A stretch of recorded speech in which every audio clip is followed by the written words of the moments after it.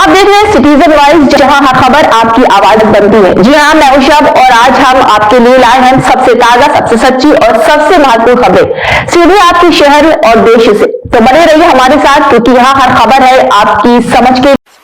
अब आ जाइए 2014 में एलपीजी सिलेंडर की क्या कीमत थी? 414 रुपए। आप में से सब लोग उस वक्त पत्रकार थे, आपको मालूम है उस वक्त क्या कीमत थी। 414 रुपए का एलपीजी आज 915 रुपए का हो गया है। 121% की बढ़ोतरी 12 साल में। 121% hike on the price of LPG cylinder, domestic cylinder, from 414 rupees to 915 rupees in 12 years. क्यों? तब कौन सा स्ट्रेट ऑफ हॉर्मुज बंद था कि आप बढ़ाते गए बढ़ाते गए? हम बार बार कहते हैं साहब किश्तों में आप क्यों मारते हो? मार दीजिए ना एक ही बार। डेथ बाय 1000 कट्स, काटते रहोगे हमारे शरीर को। कितना काटोगे? खून निकल गया फिर भी काट रहे हो, क्यों? आज ये हालत है। कमर्शियल सिलेंडर ब्लैक में बिक रहा है। आप रेस्टोरेंट्स में जाइए, होटल्स में जाइए, सब जगह कीमतें बढ़ी हुई मिलेंगी आपको। दूध की कीमत, हर घर में जिस चीज की आवश्यकता होती है उसकी कीमत बढ़ाई। बहाने की इंतजार कर रहे थे कि बहाना मिले और कीमतें बढ़ाएं। ब्रेड की कीमत 1 महीने में 5 रुपए बढ़ा दी। ये क्यों हो रहा है? ये सवाल पूछना जरूरी है और बार बार पूछना जरूरी है।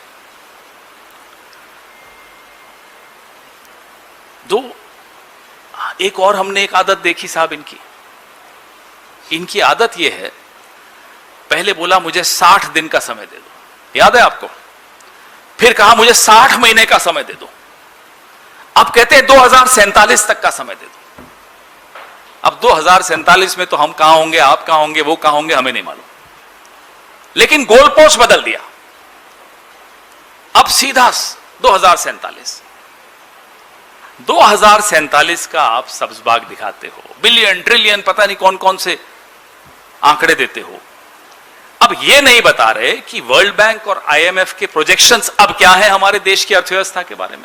वो कह रहे हैं कि ये स्लोडाउन लंबा चलने वाला है। आप छठे पायदान पे गिर चुके हो, ये नहीं बताएंगे। 47 में ले जाएंगे आपको। निंदा करेंगे 1947 के बाद की सरकारों की, उम्मीद दिखाएंगे 2047 की। बीच का क्या हुआ? बीच का कुछ नहीं, कोई अकाउंट नहीं। रुपए के पर आ जाइए। रुपए की हालत, जब डॉलर के मुकाबले 60 रुपए कीमत थी, तब जो सबसे ज्यादा हाहाकार मचाते थे आज वो देश के प्रधानमंत्री। तब मनमोहन सिंह जी की उम्र से तुलना करते थे, उनका अपमान करते थे डॉक्टर मनमोहन सिंह जी का। आज अभी जब मैं आ रहा था, घर से निकला तो 96 रुपए 60 पैसे था। एआईसीसी तक पहुंचा 10 मिनट में, 96 रुपए 80 पैसे हो गया। अब पता नहीं अब कितना है, 97 तक हो गया। तो बढ़ता जा रहा है। रुपया तो मार्गदर्शक मंडल में कभी का शामिल हो गया। अब इसके लिए भी कहते हैं ग्लोबल फैक्टर। कुछ हद तक ग्लोबल फैक्टर मान लेते हैं। आपकी अर्थव्यवस्था में, जिसको अंग्रेजी में कहते हैं रेजिलियंस, क्षमता, झटकों को झेलने की क्षमता, वो कहां है? 2008 याद कीजिए, लेमन ब्रदर्स का क्राइसिस हुआ था, हाउसिंग बबल बर्स्ट हुआ अमेरिका में। डॉक्टर मनमोहन सिंह प्रधानमंत्री थे, मॉन्टेक सिंह आलूवालिया प्लानिंग कमीशन में थे, रघुराम राजन जी थे, अर्थशास्त्री थे हमारी सरकार में। आज की अनर्थशास्त्रियों पर फिर बात करूंगा थोड़ी देर में। 2008 के ग्लोबल क्राइसिस में भी भारत की अर्थव्यवस्था पर ज्यादा असर नहीं पड़ने दिया। शॉक अब्जॉर्बर्स मजबूत थे, रेजिलियंस था इकोनॉमी में। There was an resilience in our economy. Our shock absorbers were strong and study.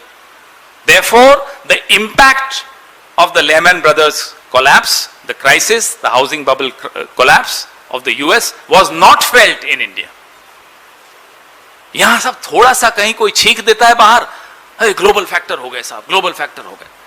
और ग्लोबल फैक्टर भी जब होते हैं, आप हाथ यूं खोल कर इजराइल को गले लगा रहे हैं। क्यों साहब? जब दुनिया यूनिपोलर थी कुछ वक्त तक के लिए, तब आप जो निर्णय लेते हो समझ में आता है। अब जब दुनिया यूनिपोलर नहीं दिख रही, या तो बाइपोलैरिटी की तरफ जा रही है या मल्टीपोलैरिटी की तरफ जा रही है, आप चले जा रहे हैं अमेरिका के साथ डील साइन कर रहे हैं, अजीब सी अनोखी सी डील साइन कर रहे हैं। क्यों? क्या मजबूरी है आपकी? क्या